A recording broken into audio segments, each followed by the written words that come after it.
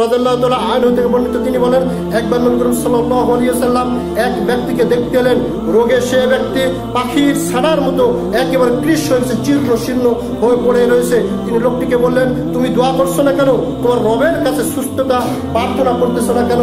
এই ব্যক্তিকে রাসূল মুহাম্মদ সাল্লাল্লাহু আলাইহি ওয়াসাল্লাম বলেন, তোমার এরকম রোগ রয়েছে, তুমি আল্লাহর নিকট কেন দোয়া করতেছো না, প্রার্থনা করতেছো না? সে বলল, আমি দোয়ায় বলে থাকি, হে আল্লাহ, তুমি আখিরাতে আমাকে যে শাস্তি দিবে। অনেক ব্যক্তিরা এটাও বলে থাকে, সেই দোয়াটাই তিনি বলছেন, হে আল্লাহ, আখিরাতে পাপের কারণে আখিরাতে তুমি যে শাস্তি আমাকে দিবে, সেটা তুমি আমাকে দুনিয়াতে থাকা অবস্থায় শাস্তিটা দিয়ে দাও, যার পর আখিরাতে যেন আমাকে শাস্তি যেন না দাও।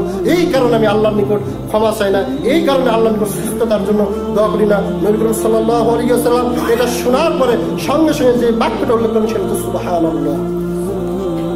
এমন মুহূর্তে আপনি বলবেন কি সুবহানাল্লাহ। তারপর রাসূল মুহাম্মদ সাল্লাল্লাহু আলাইহি ওয়াসাল্লাম বলেন, তুমি তো বইতে সক্ষম নও এবং তা সহ্য করতে পারবে না, তুমি এই কথা কেন বললে না, রব্বানা আতিনা ফিদ দুনিয়া হাসানাতাও ওয়া ফিল আখিরাতি হাসানাতাও ওয়া কিনা আযাবান্নার। তুমি আমাকে আখিরাতেও কল্যাণ দাও, দুনিয়াতেও কল্যাণ দাও, আখিরাতেও কল্যাণ দাও, এবং আমার যত গুনাহ রয়েছে সমস্ত গুনাহ মাফ করে দাও, আমাকে জাহান্নামের শাস্তি থেকে রক্ষা করো।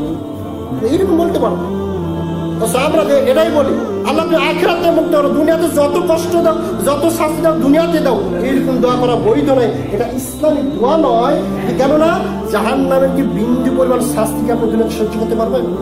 জাহান্নামে এতটাই কঠিন, এতটাই কঠিন, জাহান্নামের বিন্দু পরিমাণ শাস্তি দুনিয়াতে থাকা অবস্থা আপনি সহ্য করতে পারবেন না। তাই রাসূল মুহাম্মদ সাল্লাল্লাহু আলাইহি ওয়াসাল্লাম বলতেছেন, জাহান্নামের শাস্তিতে যে রক্ষা দেয় তার চেয়ে বলতেছো যে ওই জাহান্নামের শাস্তিটা দুনিয়াতে দাও, তুমি তো সইতে পারবে না, বইতে পারবে না। কেন তুমি তো আপনি যদি এই দোয়া করতেন যে আল্লাহ যত গুনাহ করেছে সমস্ত গুনাহ মাফ করে দাও, আল্লাহর জন্য একেবারে সহজ। রাসূল মুহাম্মদ সাল্লাল্লাহু আলাইহি ওয়াসাল্লাম এটা বলেন যে হাদিসটা হচ্ছে তিরমিজি 3487 নম্বর হাদিস, আবু দাউদ 1329 নম্বর হাদিস। সুতরাং এইরকম পর্যায়ে যদি আপনি কোনো প্রকার যদি কথা যদি আপনি যদি শোনেন, সেই ক্ষেত্রে আপনি যে বাক্যটা উল্লেখ করবেন সেটা হচ্ছে কি